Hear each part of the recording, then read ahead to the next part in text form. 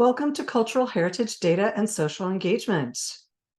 My name is Professor Schroeder. My students often call me Dr. S. I'm excited to be teaching this class, and I'm really looking forward to getting to know you and working with you. My research area is in an area called digital humanities, and that means using computers and digital methods to do research on literature, art, history, classics, philosophy, all those kinds of topics that you don't normally associate with computers. My particular research area is in Egypt, and particularly using digital humanities to study Egypt. So I'm teaching this course on cultural heritage data. Why does this course matter? Why are you taking this course? I'm going to give you 3 examples of why this course matters.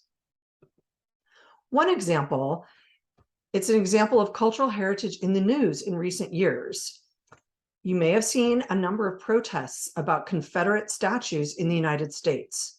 So these are statues that honor leaders of the American Confederacy, which was that union of states or confederacy of states that seceded from the American Union in the 1800s. This statue in the picture on the left is a statue of Robert E. Lee in Virginia. Robert E. Lee was the primary Confederate general and a major figure in Confederate history. Some people argue these statues to Confederate leaders are about heritage. Having these statues are about their heritage and their Southern history and their history of their heritage, and that they have a right to have their heritage memorialized.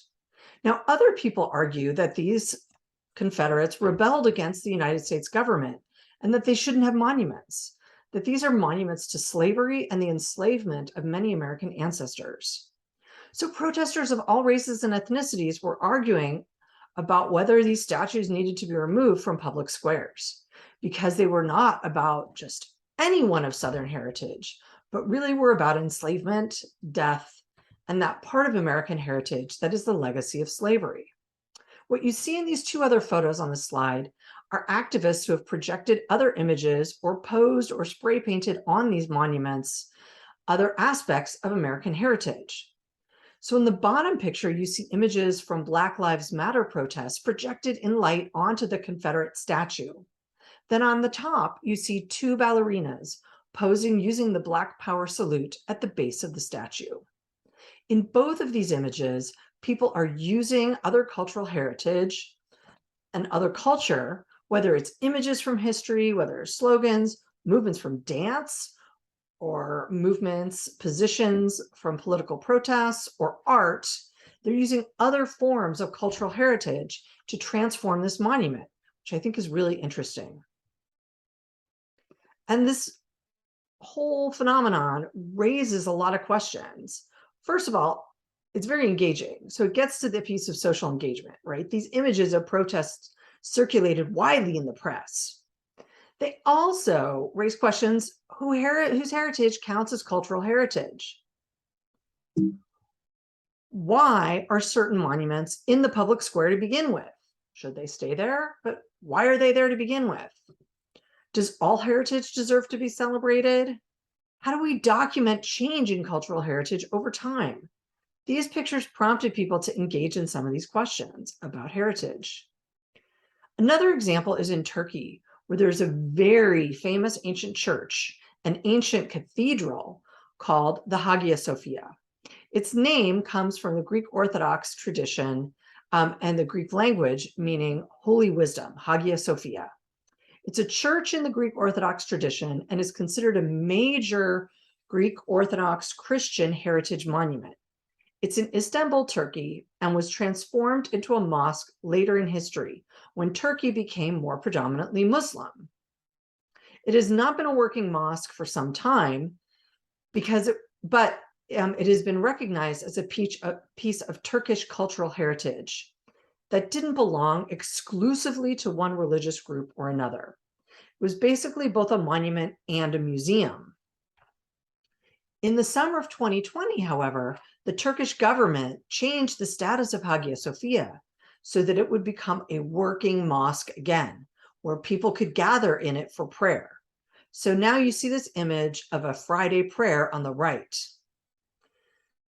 On the top is a picture, another picture of its exterior, where you can see it's both a church and then it's got these minarets as a mosque. This is a hugely contested issue. Should it be a church? Should it be a mosque? Should it be a national monument that is not a religious site of worship, the active site of worship anymore? Is the Turkish government doing the right thing? Scholars photographed the entire Hagia Sophia before it was turned into an active mosque in order to preserve what it looks like before this transformation. They took digital photographs and digital scans to preserve this piece of cultural heritage for eternity in this particular form. This digital data, the images and scans, are cultural heritage data. They're digital images, digital data, digital replicas of this monument. So this raises a question.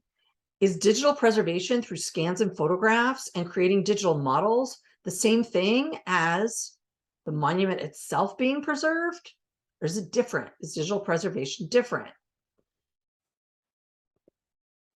Is digital preservation a good way to do both? To have a cultural heritage monument as an active site for a community to worship in, while also preserving its history as a heritage monument for the world? And then how do we preserve cultural heritage when it's the heritage of multiple people who have multiple different ideas on how it should be preserved? Lots of questions. My third example is the example in Ukraine. Many of you have probably heard about the war Russia launched by invading Ukraine. This is another example of cultural heritage data issues. During war, cultural heritage is often a casualty. Sites and art are destroyed by weapons or advancing armies. Art is often stolen. Libraries, museums, archives, music and film archives, all can be damaged. Also, people create art, literature, and music in response to war. Right? In the United States in the 1960s, Americans protested American involvement in Vietnam and the draft through music and art.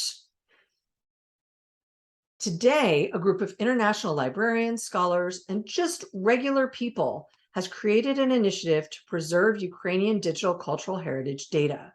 Their website is sucho.org, and from a distance, they preserve cultural websites in Ukraine, and they preserve digital responses to the war, like memes. The meme wall in the image on the top is a preservation of memes about the war. This project also raises important questions. How can we use digital methods to protect cultural heritage from destruction in war? Can a global community protect cultural heritage from afar? How has digital communication changed the definition of cultural heritage? Memes, are they real-time cultural responses to war? Are they heritage? So these are all some examples of how heritage has been in the news.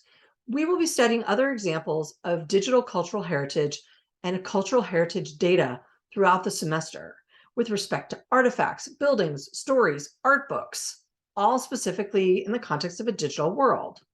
So we're going to ask, what does it mean to preserve, to engage with, and to study cultural heritage as data in a digital world and in a very public manner by engaging with others about that heritage and data? There are lots of different ways we can think about cultural heritage data. It might be 3D models of objects. It might be digital archives. It could be any number of things. But this will be the central question. What does it mean to preserve, engage with, and to study cultural heritage as data in a digital world and in a public manner engaging with others? Thank you, and I look forward to working with you this semester.